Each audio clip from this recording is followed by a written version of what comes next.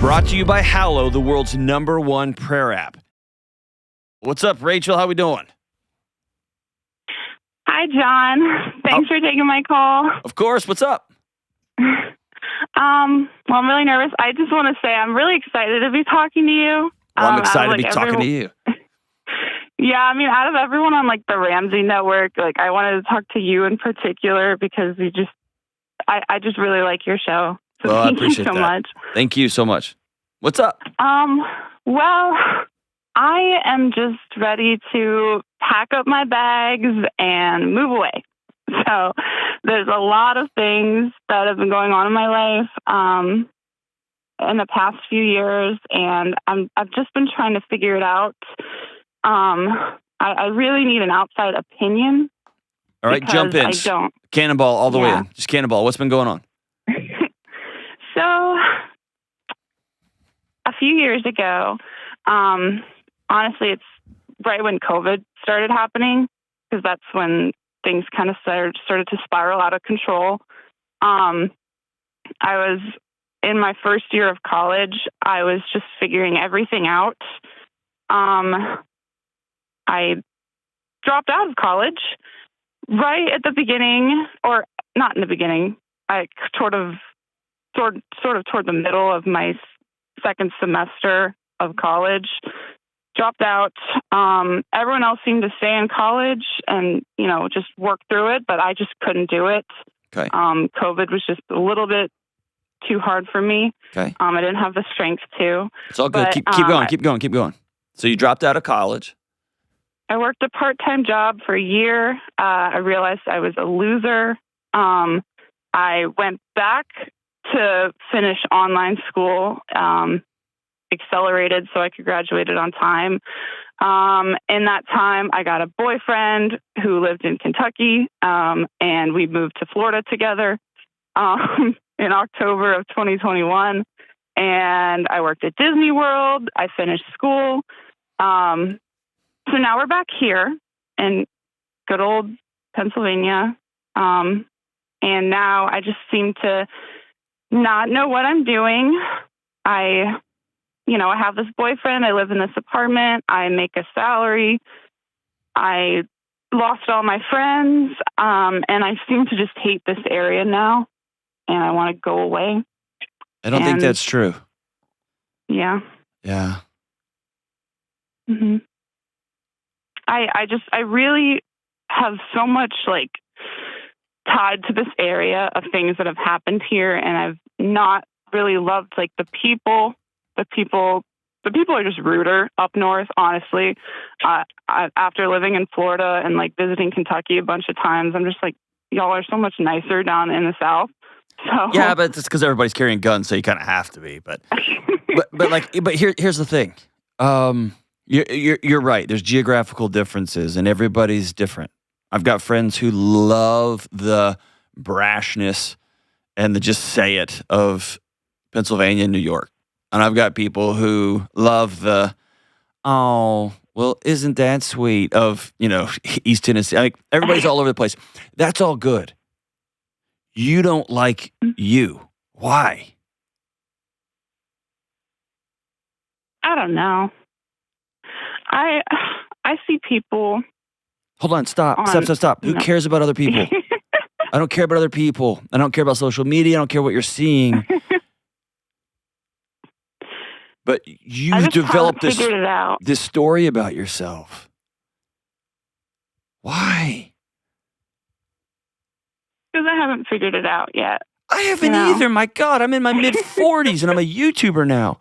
I don't know. You know what I mean? Yeah. No, I do. Where's the story coming from? I've tried figuring it out so many times. I look at myself in the mirror. I look at myself physically and as a person, and I look at the things that have happened around me in my life, and I look at what I feel is right and what I feel is wrong. I feel very alone, and I've had a lot of people leave me in my life. Okay. And I don't know why. I'm going to tell you right now why. Mm-hmm. Because they had stuff going on with them. Mm-hmm. People who were important to you left you because they had stuff going on with them. Mm-hmm. Exhale into that. Because moms and dads aren't supposed to leave their kids, and brothers and sisters aren't supposed to leave their siblings, and ride or die friends. Yes, you grow up, and yes, you grow apart, and all that kind of stuff. Mm-hmm. But if somebody just walks away with you who is supposed to stay, there's probably something going on in their life. Yeah, I mean, like, I feel very confident in my boyfriend. That's like the only one person I feel confident in. Here's the weird thing. I don't care about him. I care about you feeling confident in you. Yeah. How old are you? I'm 23. Yeah.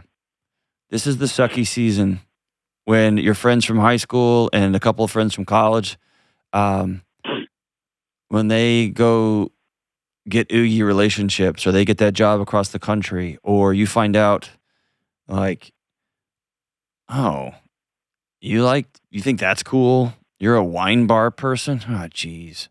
Or like, oh, you golf a lot? Right? Or like, you got 4 cats? Like, you just find out about people. And 23, you just start changing relationships, and it's a bummer. It's heartbreaking. That I'm most interested in why you have looked at the change in your life, why you looked at your response to a global shutdown. You're not a loser for dropping out of college. You know how I know? Because millions of people took a break. They moved. They changed careers. They said, not right now.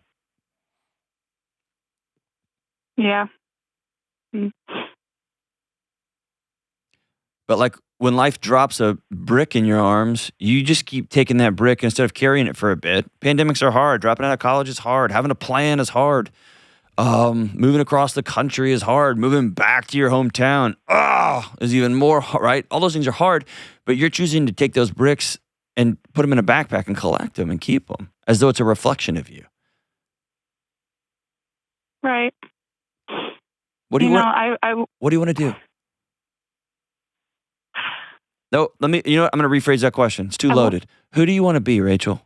Paint me a picture of who you want to be. I eventually want to be a person who can just have a sense of peace and serenity. Okay, Matt, be very specific about what that looks like, because if you chase a feeling, you're going to end up on opiates. That's how you're going to get your sense of serenity. Because you think making $1 million, you think a loving relationship, you think a home, you think these things out there are going to feel a certain way, and they never do. And that's the big lie. Mm-hmm. What we want is peace from the inside out, so that wherever you end up, you're whole there. Mm-hmm. And I know people who are teachers, who drive Corollas, who have a 3-bedroom, 2-bath house, and they are happy as a lark because that's the life they chose. Mm-hmm. I know people who earn $1 million a year and they can't breathe because they hate themselves. They're running and running and running and running. Yeah, I'm just tired of always, like you kind of said, hating myself. Yeah. And I'm tired of it, and I want to work on that feeling. And but here's the thing. Here's the path out of that feeling is reality, truth. And so if your body said, I got to get out of going to college right now, that was true. Mm-hmm. And if you jokingly are like, oh, such a loser, I dropped out of school. You can joke, fine. But the stories you tell yourself become your body's reality. Mm-hmm. Yeah. And so what's the next right move? Like, paint me a picture of you at 28 years old. Where are you living? Like, where specifically? As specific as you possibly can. 28 years old, 5 years from now, where are you living?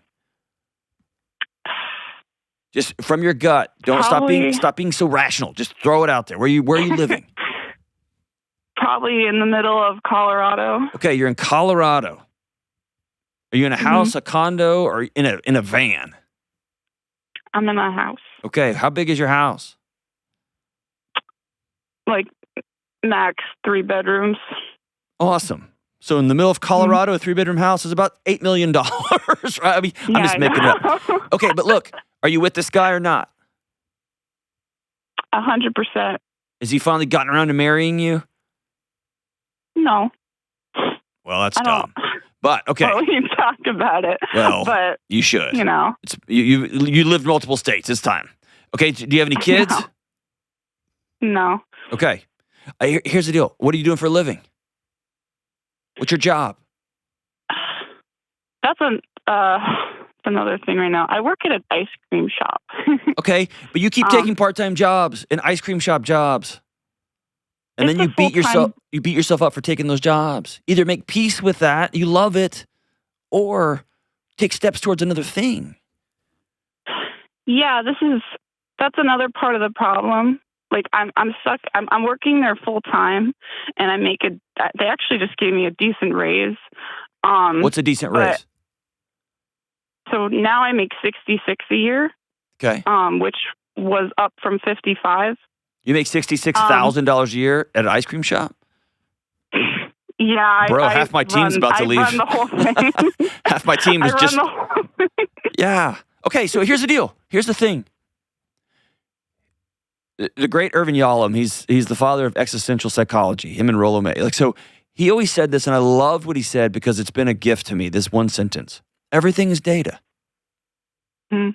So you make $66,000 managing an ice cream shop in Philadelphia, okay? Yeah. Everything's data. Here's what that means. That's a pretty good living for that job, right? Yeah. If you hate it, it's not a reflection of you. It's not because you're an ingrate and, oh my gosh, I'm the worst. It's data. I loved working at Burger King when I was a teenager. I loved it. I just did. Mm-hmm. I liked all the chaos, the laughter, the shenanigans, the guys like smoking weed in the parking lot. I just loved it all. I loved all of it. Okay? Yeah. And I also love being a dean of students. I also love being a professor. I love being a YouTuber. You know what I found out about myself? Everything's data. I kind of just like most of my jobs. Mm-hmm. There's a couple, though, that I hated. I liked being a delivery boy at a print shop. I like meeting people. So, okay, so if you don't love this, great. Cool. That's another reason I feel like I need to get out, because I feel like there's no more opportunity left here for me. No, you're trying to escape your own skin. Because you're going to move to Colorado and you're going to find out a scary thing. You went with you. Mm-hmm. If you pack up and move across the country, you're going to go with you. Yeah. I did it. I left the desert of West Texas and I came to the oasis that is Middle Tennessee. It rains every day. There's trees. And dude, it was a reckoning because I told myself that it was about trees and water and topography and weather. And it was me.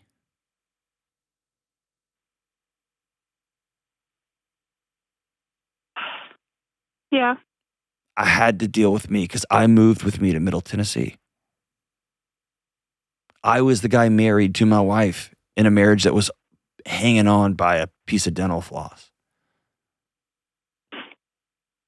But I wasn't ruined, and I wasn't a person of bad character. I was a person who's really struggling, man. Mm-hmm. You get what I'm saying? You don't yell at a young kid who gets a headache. They're hurting. Let's deal with the headache. Yeah, I'm just trying to figure out the cause of the headache, you know? Yeah, but while you're figuring out the cause of the headache, do the next right thing. What brings you joy, Rachel?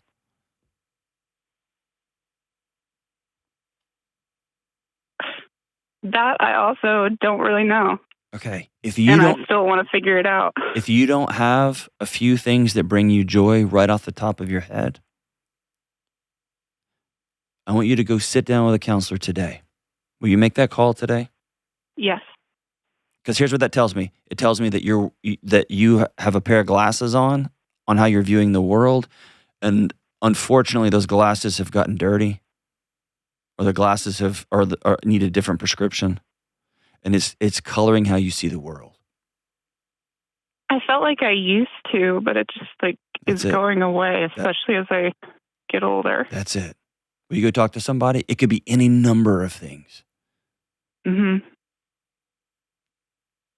It could be your body trying to get your attention. It could be hormones. It could be levels in neurochemistry. It could be all kinds of things. Mm-hmm. But here's... I'm so emotional. I know. I think you're probably telling me the truth, and you probably haven't done that in a while.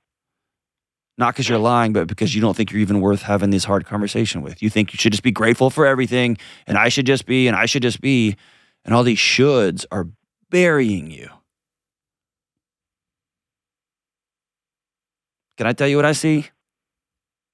Sure. Do you trust me not to lie to you? No, you don't know me. You can tell me the truth. Here's what I see from the outside. I see a young woman who's really good at smiling when somebody comes into the ice cream shop, and I mean that both literally and figuratively. Mm-hmm.